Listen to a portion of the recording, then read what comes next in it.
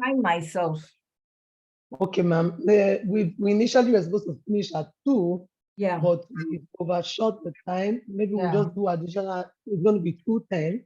Okay, that's fine. Yeah, I just want to be sure that I'll cover the slides. Don't worry, I'll cover the slides. All right, so today we are looking at mentoring. How many of you have actually gone through a mentoring process? Probably you had been a mentor, or you are a mentee. Now, you might see me looking at this side. I have another device there, so that is the one I'll be using for your chats and things like that. So don't say I'm distracted. Or maybe what I should just do is just to, let me stop my video so that you'll not think I'm distracted. But that's it, yeah. All right, now, so you could put it on the chat, put it on the chat if you have been mentored, or you had gone through a mentoring session, or you had actually been a mentee or a mentor. Yes, I'm waiting for you. I'm looking at the chat.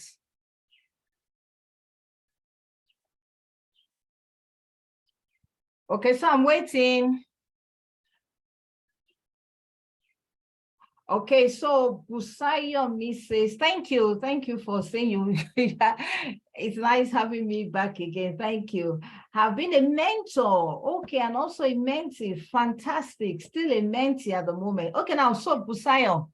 Yes, so as a mentor, how did you feel?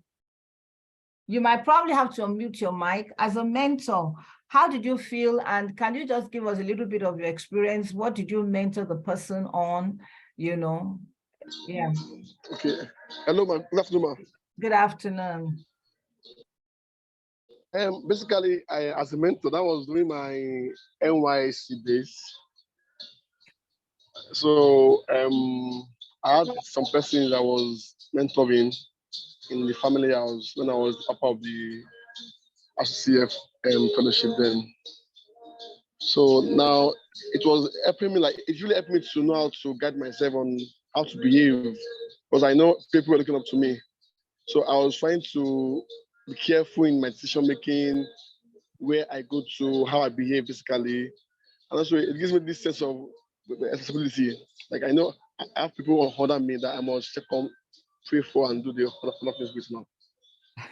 I like that. I like the fact that you said you had to check yourself to be responsible, because they're going to ask you, and this one is a mentor. Look at what this one is doing. I love that.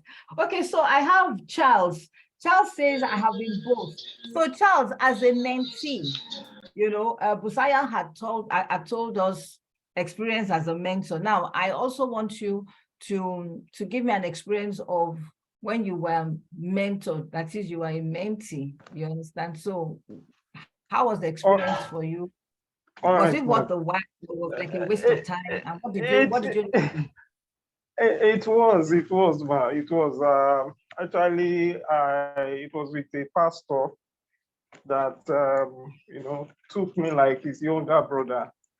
And each time there were challenges at home, I would go to him and explain what it was. So he would encourage me, he would tell me that it was just a phase. So it was somebody I could talk to, and I learned a lot from him. I learned more of patience from him, and he advised me a lot. So it was really worth it, although I have not been able to reconnect with him up till now. So it was really worth it, ma. Yes. All right, that's good. Okay, now, so we will look at mentoring. And like I said, you can read more about it. I have just about 20 minutes, with you instead of about 40. But we'll try and do what we can do within this 20 minutes. So what is mentorship? Just like, both people have said, it's a transfer of wealth. And when we talk about wealth, it's not money. We talk about experience, skill, knowledge, and time. From a more experienced person, somebody who is willing also. You might be experienced and you are not ready to share. There are some people like that, they are selfish.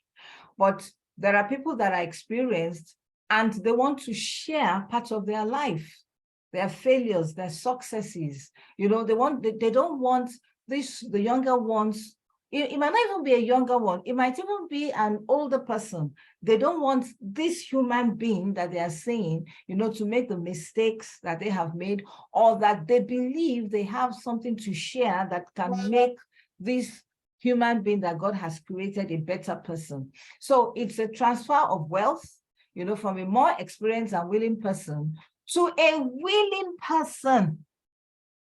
So both parties have to be willing.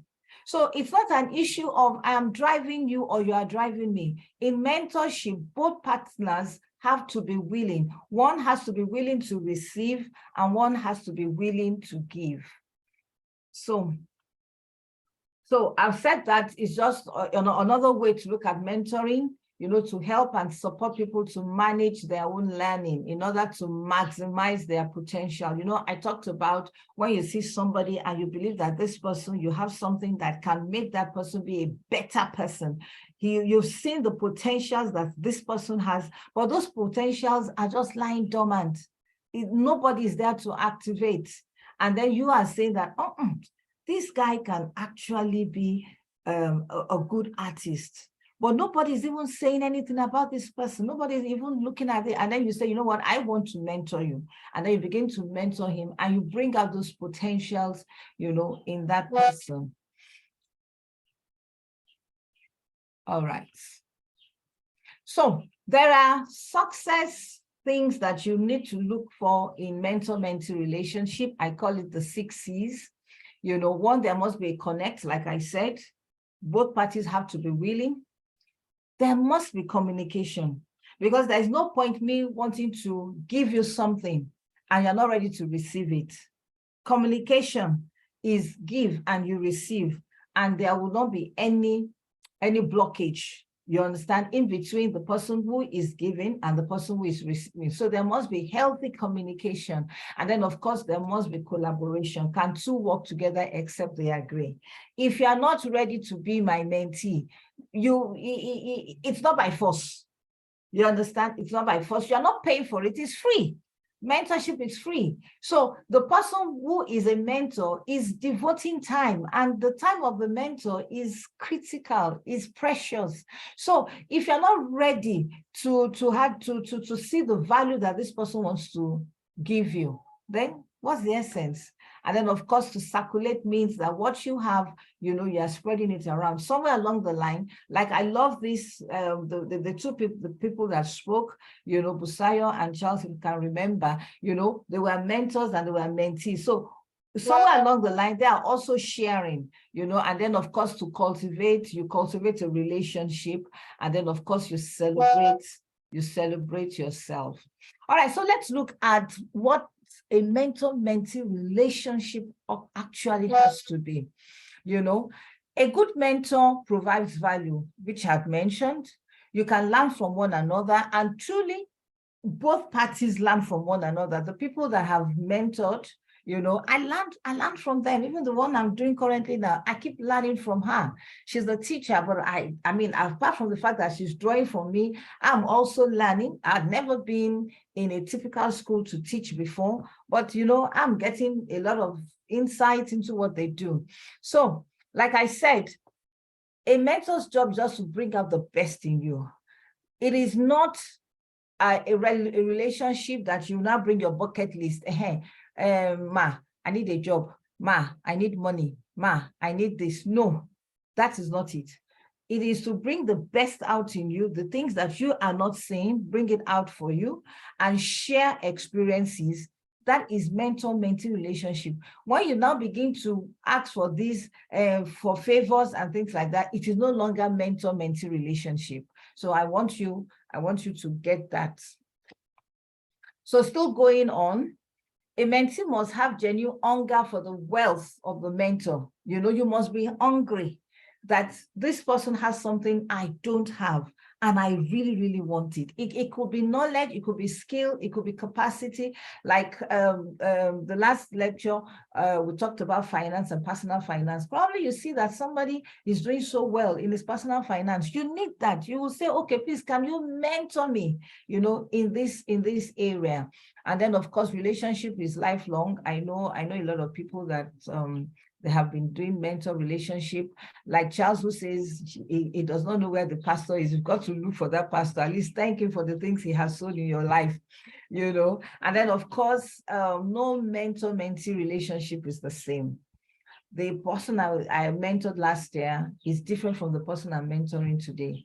The person I mentored last year was a business person. This one is an individual who wants to ensure that she has enough knowledge concerning her finances. So it's different. It depends on what you want and who you want to receive from. All right, so mentee is not a servant. I must say that. When you enter into a relationship and you begin to see that the mentor is using you as a slave, hey, caller, please, I want you to go to Badagry tomorrow and help me collect 10 bills of material. Hey, caller, please, I want you to come to my house and help me clean. Okay, caller, you know what? I need to send 10K to somebody now. Please, can you help me send?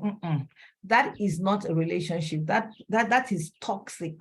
That one is taking advantage of you. So please, in your journey of life, when you begin to see these things, please just stop.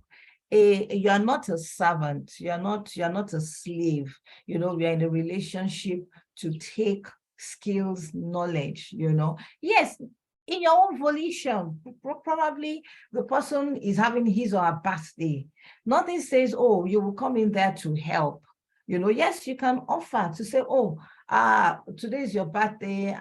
I'm just here to see what I want to do. You know, you should also appreciate out of your own volition, whatever you have. You can, maybe after the mentoring, whatever, you can send a gift, you can send a card, you can send prayers, you know, you can call to say, I really appreciate you. It's not everything about the money, you understand, but, you know, the thoughts based on what you have. And like I keep saying that a mentor is really not a perfect person. We're all human beings. So please, even when the mentor is saying, this is what I think you should, you also use your own logic. Don't be a gullible person, you know. Don't say, my mentor said, I must marry this lady. And you yourself know that your relationship with this lady is not just it, because your mentor said, you know. So please, let us not be gullible, you know, for that. Okay, so for your own relationship with your mentor, I've said it, appreciate your mentors, you know, kind words, thank you very much, you know, and you can also give sincere comments and feedback, you know, so that you don't send wrong signals. At times when I finish my mentoring session with my girl, I will ask her that, okay, did you learn anything? Is this session worth a while? Or you think you're wasting, or you think you're wasting your time and all that, because time is involved. And she will tell me that, oh no, she has learned quite a lot of things. And I will tell her, what did you learn? You know, just to be sure that I'm not wasting my time, because I will have to devote 2 hours of my time a week, you know, to sit with her. It's a lot on me. But you see, I'm happy because whatever I sow, I see it as a seed that I sow in the life of this person. She's going to become a better person. Like the person I'm mentoring now. I mean, she came in because she wanted to have something that has to do with personal finance, you know. But at the end of the day, we are not even talking about that. We are now talking about her being in a relationship, because it was a question that popped up. And I said, you know what? We got to sort this one out before we go back to this. So we're already building a relationship with one another, you know. And then, of course, as a mentee, please do not disturb your mentor's personal space. You know, once you have created the time, always ask your mentor, when do you want me to call you? Or when do you want me to see you? You understand? And if that is the time, please respect that time. Peradventure, something happens, go ahead of the time to say, oh, Master, I won't be able to, and give a good reason. Let that reason be very, very genuine. Because you see, if you just give a flimsy excuse, that means the mentor will say that you're not serious.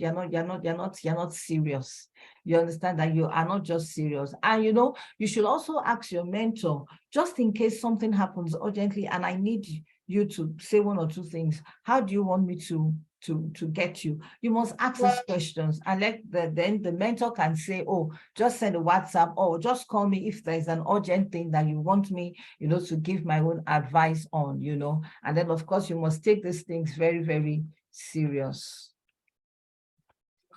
Okay, so let me see. Okay, there is no competition on mentorship, yes. And then, of course, your mentor does not necessarily have to be a superstar. You understand? It's just someone that you can really climb on his or her shoulder. So that means that the person must have achieved success in the sense that he has gone through process and he's willing, to share his failures, particularly his failures, with you. All right, so mentorship can be acknowledged or unacknowledged, we read books, and that was why I showed this man. This man had been a mentor to so many people. Why? Because people read his books, they listen to his YouTube, his podcast, and have been mentored. You understand? So this man now, you cannot say thank you to him. Where are you going to get, except probably you send a mail, but so mentorship also, has cut across, we're in the digital world. So in those days, it has to be a physical relationship, but now there are different forms of it, there are different forms of it. You can read the books, you can read the tapes and things like that. So just pick the one that will be okay for you. So the role of a mentor is just to emphasize this, a role of a mentor, it wears different caps. It could teach you today, it could sponsor you today. Sponsor means that, okay, maybe he knows that, oh, there is a seminar. There's a seminar that he knows that it will be good for you. It can actually sponsor you. It can actually say, register for this. Like this particular lady I'm mentoring, I listened to some videotapes, to some YouTubes, and I felt, oh, this is very good for her. And I sent it to her. And I said, have you listened to it?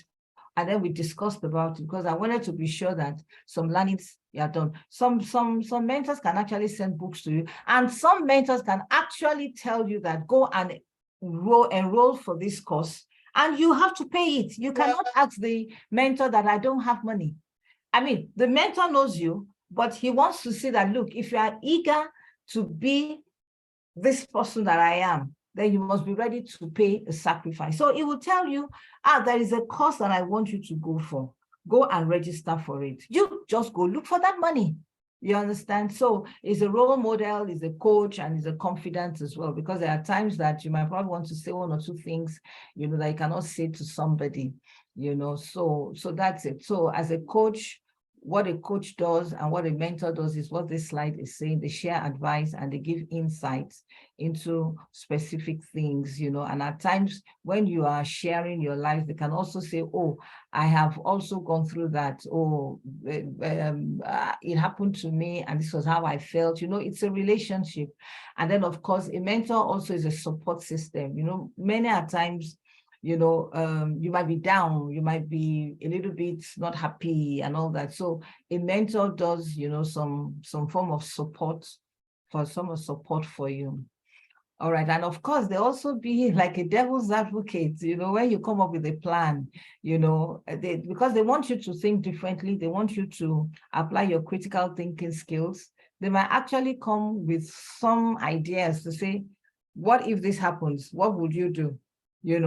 This is just to get you to think.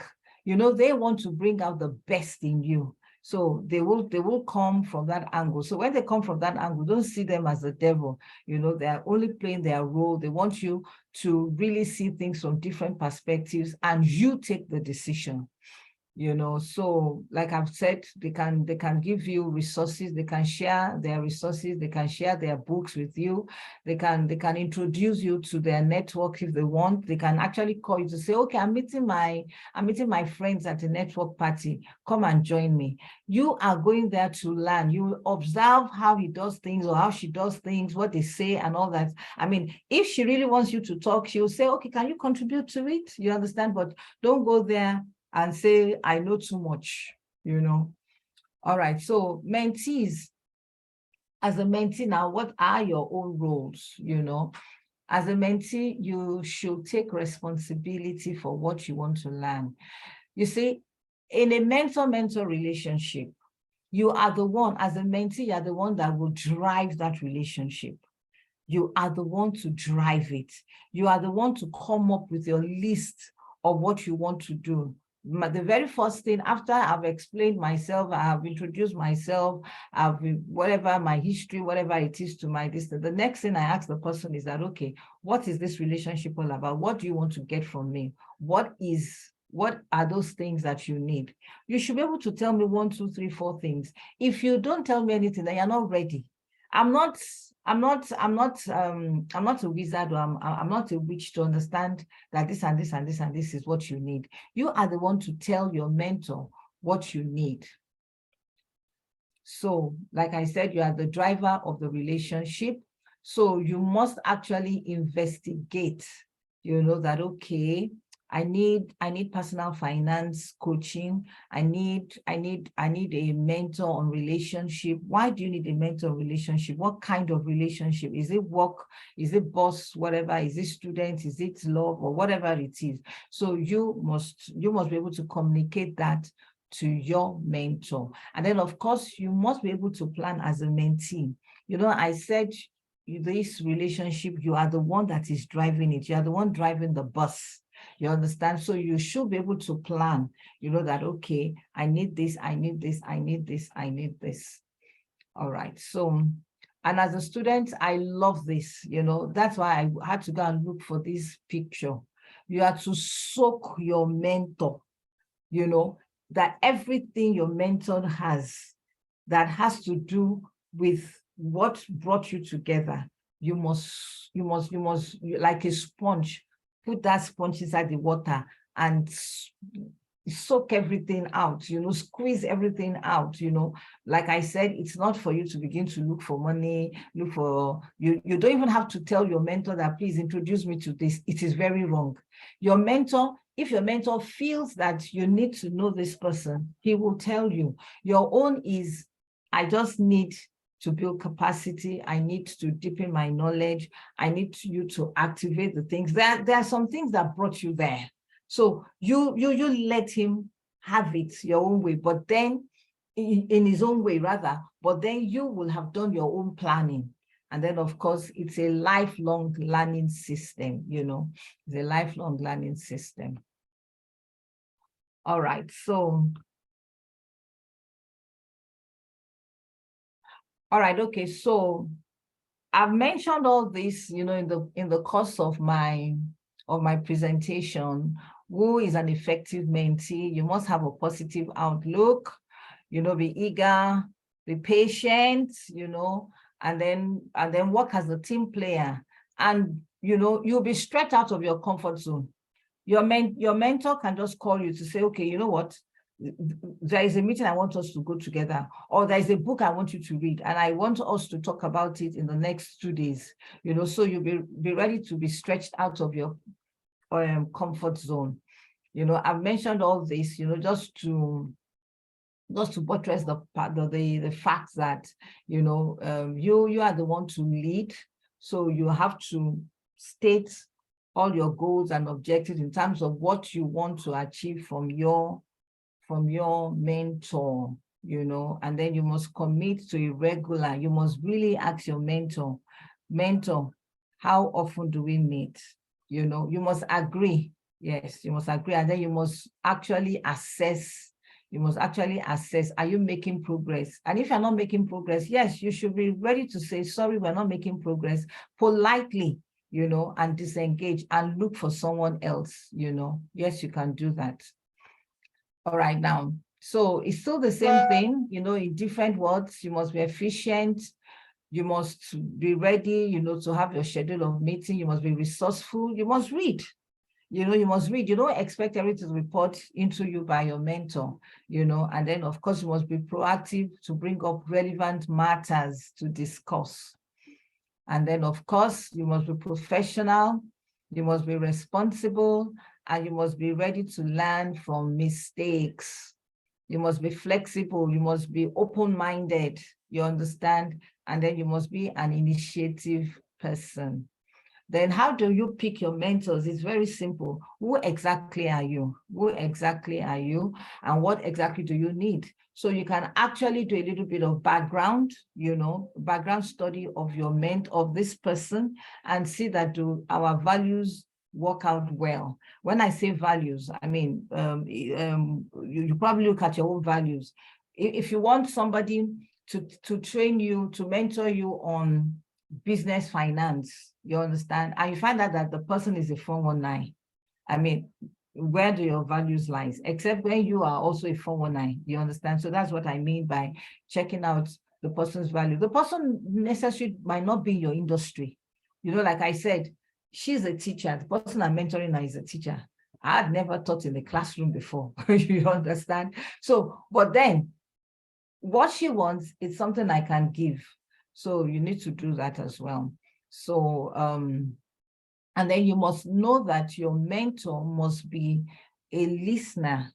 The mentor must listen to you first, and then come up with what he or she thinks you need. So it's very, very critical, very, very critical. And there must be people that you can easily assess. What's the essence of having a mentor that even after you have agreed on the timelines, the mentor is not there for you? He will keep saying, oh, sorry, oh, sorry, oh, sorry, oh, sorry. Then something that, once you have established that, yes, you must have patience first. But when you have looked at it that, we've been on this mentor relationship for about 6 months, and I've only seen this guy twice. He's always giving an excuse. It's time for you to say, you know what, let's call it a quit, But it's not that the first time or the second time the person was not there. If the person gave you a good excuse, mind you, they also have other things that you're doing. You're not paying for it. But if it's genuine, you understand? If it's genuine, why not? You should give that patience, and at times, some mentors actually use it as a test to see if truly you are actually hunger your brain. You understand that you are hungry about these things, that if they give you an excuse today, and they give you an excuse tomorrow, they give an excuse and you are not even reacting that, or you probably want to ask them that it looks as if this time is not comfortable for you. Do you want us to agree on another comfortable time? Or do you, when they see that you are engaging them in such a way that, you want them to have, both of you need to walk along another line, you'll see that, really, that you are serious about that. Okay, so I've talked about that because I'm running out of time.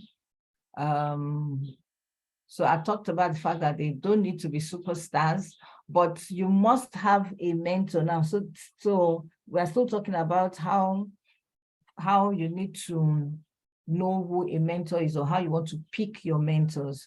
You don't necessarily have to pick somebody that is a superstar. What should be paramount for you is that this your mentor, has he gone through the process? And does he have a result to show for it? When I talk about process, it could be successful process and also failure process. I would prefer to sit with somebody who has failed and has succeeded than somebody who has just succeeded and there had not been any failure.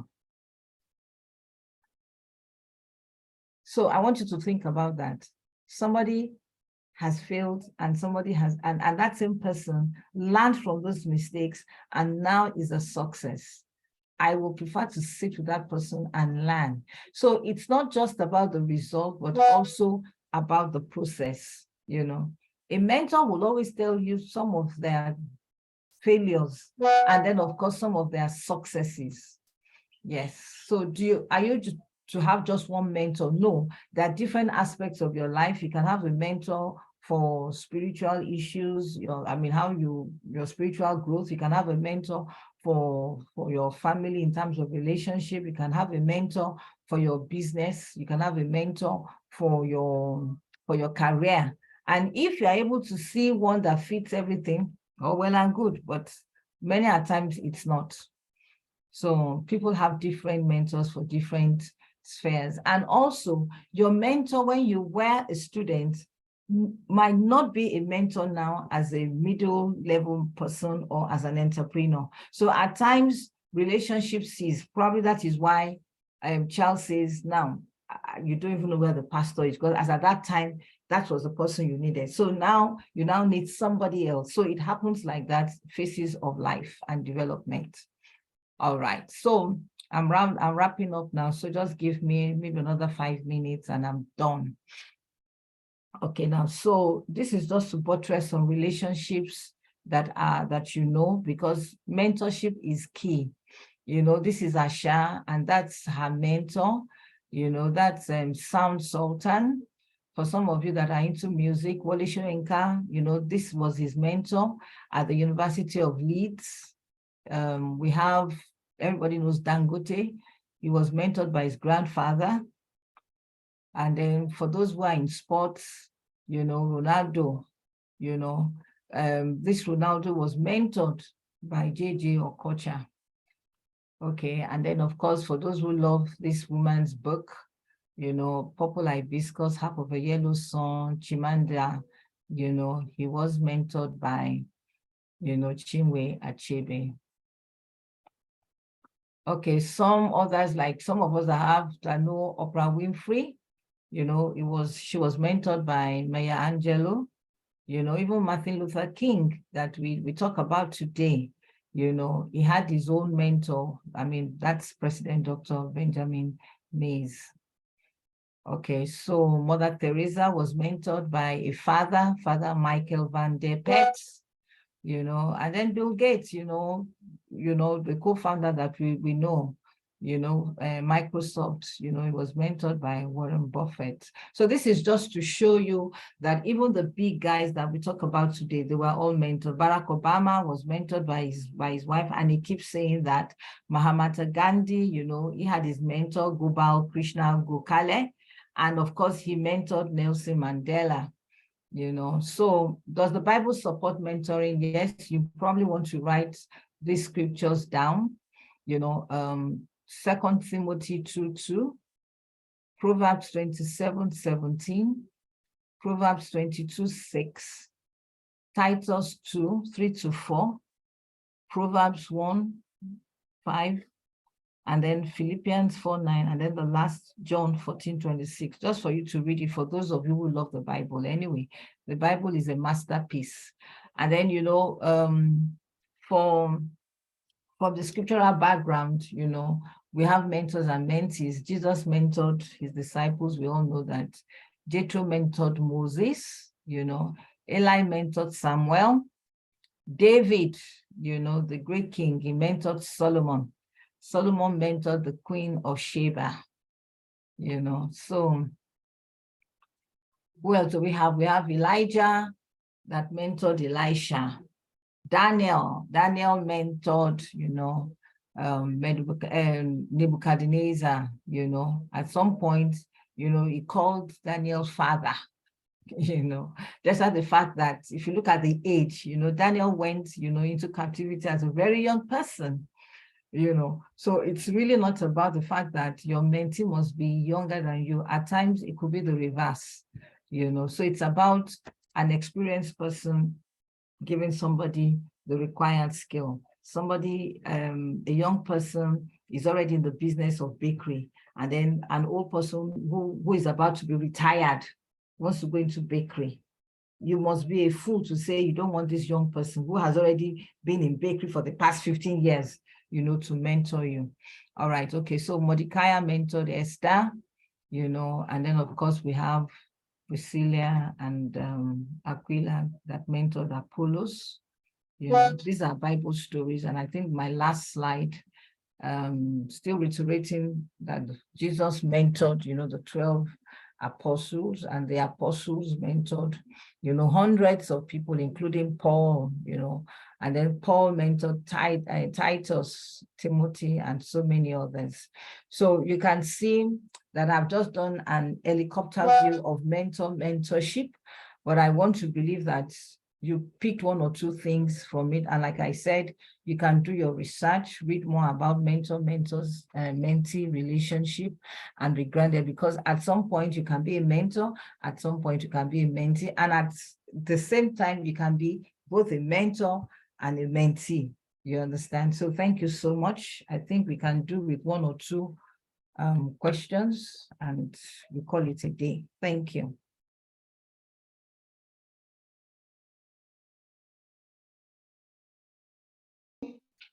Thank you so much. God bless you, man. Wow. Okay.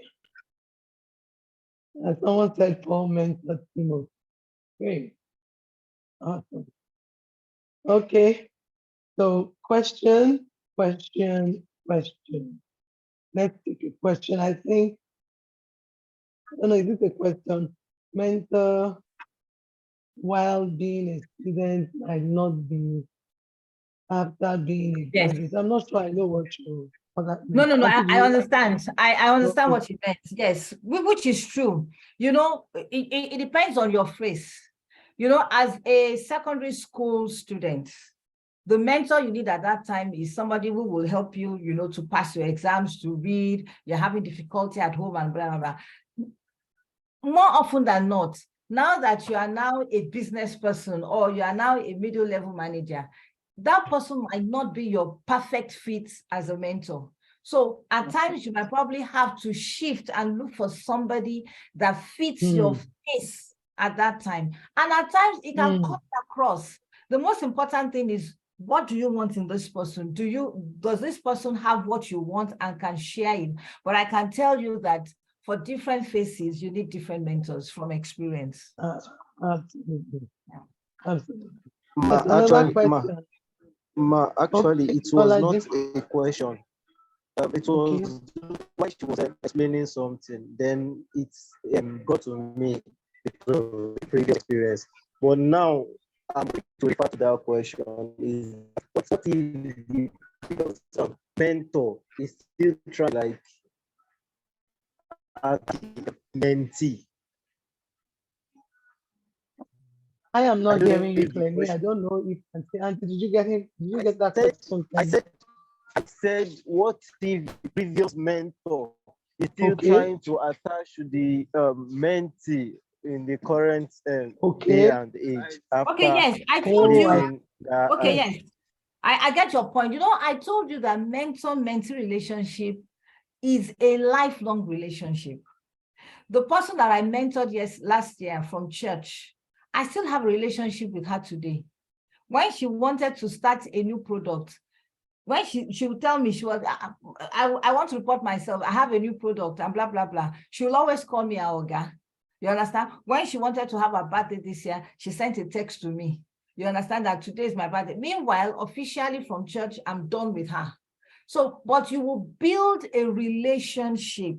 Yes, you can continue the relationship. They will still be asking. In fact, there was another mentee that I had about 5 or 6 years ago. Yesterday, we still talked for about 1 hour. So yes, I mean, you are still there, but you see, in terms of what you really need at that time, you won't say, no, you're no longer my mentee. You still have a relationship. You never know when you will need their advice or their input in your life. You understand? Yes. So we have some questions here. It says, ma'am, can you have a mentor who doesn't have the same doctrinal persuasion as yours? Now, I will just give you the principle. All right. If you're looking for somebody to mentor you in terms of your spiritual development, like one of the people that talked about, I mean, the question was, what are you going to start doing? And one of it was that I want to start reading my Bible and all that. Now, you want a mentor concerning that because you feel that, hey, yeah. So why would you go and pick somebody who does not even understand the Bible at all? Somebody who probably is an Hare Krishna or another religion or whatever it is, that will not work.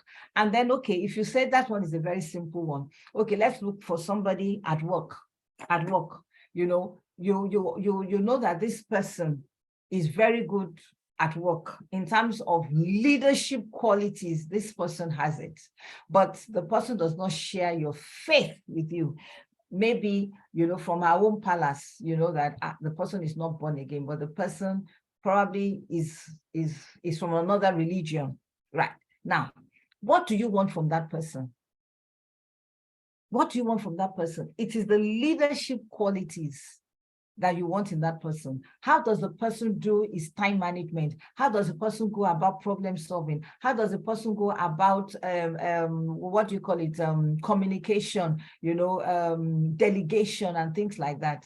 You won't say because he's from another faith, you won't go and learn. You will learn that because that is what you want. But you see, you will now have to put on your red cap when he now begins to divert into something that it does not go well with you in terms of your values. That is the time for you to speak up, to say, oh no, my mentor-mentee relationship is on this. This has nothing to do with it. I respectfully say, no, that is not what I want. I remember my son who was working with one of the top guys, and his spiritual life was in quotes, sort of, and I told my son, I said, well, you're working with him and the guy really wants to bring you up in terms of business, what he does and things like that. I said, you have to put on your thinking cap. When he begins to give you, oh, this is how I do my business and blah, blah, blah, learn the way he's successful. But when he begins to say that it's conflicting with your values, then respectfully say, no, sir. I told you that mentee relationship, you should not be gullible. It's not everything they give you that you will gulp. You also have a brain. You're just there to say, guide me into this. So it depends on what you want, and you should be able to respectfully say that. But you see, from your choice, if your choice is not limited, then go for the ones that you have. And you see, you can say that, oh, this one is a Christian, this one is this, and does not have anything to offer you. So who is at fault? Go with somebody that can offer you something. If you see both qualities, perfect. All right, so secondly, what is the dichotomy between a mentor and a role model? You should be able to ask that question. As a mentor, you wear different caps. Today, you can be a teacher today. Like my mentee, right? There was a time I told her to go and give me her budget, our expenses. We went through it one by one. There was a time I had to teach her what fixed and growth mindset is, and that sometimes I will rebuke her that, okay, you are spending more than you are earning, right? So how are you doing it? That sometimes I will be the devil's advocate. So a mentor takes on different roles, but then you are also a role model because they saw that in you, and that is why they came to meet you. Okay, so please, Ma, how do you approach someone to mentor you? Well, fine. I will say, do your due diligence. Know that person, that this is person you want. You understand? And then before you even go and meet that person, list it. What exactly do you want you to get from this person? And you must also know that this person can actually deliver on those things. So those are your own little bit of research that you can do. You see, not everything that glitters that is gold. So you probably want to find out what are the failures and the success rates of this person before you go and meet. And then, of course, when you are ready, respectfully, you should also find the medium to get that person. It could be that, okay, maybe that person is close to somebody you can ask that person that, please, can you speak to your friend? I want this person to mentor me. You understand? You need to understand that person's value as well. There are some people that can just walk up to you, to say, I want you to mentor me. You understand? I just want you to mentor me. If it gels, fine. And if it does not gel, hey, you should be there. Like I remember somebody, when he wanted Pastor Yedeko to mentor. He said he kept going to his office all the time. He will wait. The man will leave. At the end of the day, the man said, you don't pass. Oh yeah, come, I will mentor you. You understand? So even if you know that this is the person that you want to mentor and the person does not really have, you know, your time, like I said, the person might be testing you to be sure that do you really want this thing? Are you really, really hungry, you know, about this thing? Like I think it was John Maxwell. I think it was one who said it. No, the person who wrote this book, Babylon, whatever it is. You know, he said because he needed these people, he had to call them that, please, I want to have 1 hour session with you and I'm willing to pay for your lunch. So whatever it takes, you must do it if that is the person you want. But respectfully, you have to go and meet that person. So what's the difference between a mentor and an accountability partner? Now, the person might not be your mentor, but will be your accountability partner. For instance, during our learning and development program last week, you know, I mentioned, they were talking about what are the things that you ought to have done that you have not done and blah, blah, blah, you know, and I said, oh, yes, I know I've scored some of my points, but there's this particular one I've not yet done. You know, I need to write my book. I need to write a book on all my failures and my successes as an entrepreneur, but I've not been able to sort it out. And somebody said, Ma, I'm going to be your accountability partner. And I said, yeah, this woman. And I know that if she says she's going to do it, she's going to do it. You understand? So that's an accountability partner to say, look, in terms of accountability, you must be accountable to me, you know, such that, okay, this is what you want to do. Oh yeah. And it's going to, at the end of the week, you know, once you have agreed, what have you done? Why have you not done it? Okay, where do you need me to help? And all that and all that. Yes. A mentor can also be an accountability partner, but an accountability partner does not necessarily have to be a mentor. But as a mentor, you are also an accountability partner. Because like my mentee now, I've told her that between 2 weeks ago and end of next month, she has to come up with a plan on how she's going to increase her income. Right now, there is a gap of 40K. She spends 40K more than she earns. You understand? And it's frustrating her. We have looked through everything. And I really know that, you know, though she's saving 40K, and I said I would not allow her to stop saving. So I've told her that she needs to look for an income. She does extra lesson, but she does not want to do extra lesson for 4 days. She does extra lesson for 2 days and she earns 60K. So I have given her the decision. I have told her the principle. You cannot spend more than you earn. So I've given her that ultimatum. So she's accountable for me because I'm a mentor. You understand? So I hope I've done justice to that. So I think that's the last question. Ma, how do you withdraw from a mentor that is not giving or teaching you what you need? Hey, respectfully, you know, you just meet the person respectfully. You understand that? You have been my mentor for the past days. Thank you so much. Appreciate him or her for the things he has done. There must have been 1 or 2 things that person had done. That is what you will amplify. You don't have to tell the person that you didn't meet mine. It's not possible. Out of 10, the person must have done 2 or 3. Appreciate that person and say, well, I have to move on now because there are other things that I would love other people to mentor me on, or there are other things that have caught my interest. But honestly, while I was with you, you taught me this, you taught me this, you taught me this, and I'm eternally grateful to you. Thank you so much. That's it. You don't have to go and say, I don't understand this one. No. I mean, there is no way. The person must have deposited 1 or 2 things in your life. Yes. And you've got to walk away. It's not, I mean, you are wasting his time, you are wasting your own time. You understand? So I think that's done. Thank you so much. Thank you. Thank you, Auntie Buki. Thank you. Thank you so, so much for your time. I want us to give us a big uh, round of applause and appreciation in the chat room. We're grateful for your time. You know, let me tell you one of the things I respect you most about Auntie Buki. Anytime she's facilitating, whether it's the first or the last, she will be in the meeting from the beginning. And if you notice, she has been here since we started. Some of you that are even learning have opted out and you're tired along the line, but she's been here. She's been in the meeting from the first class, even though she was taking the last session. We sincerely do appreciate you, man. Thank you for your commitment. Thank you for your time.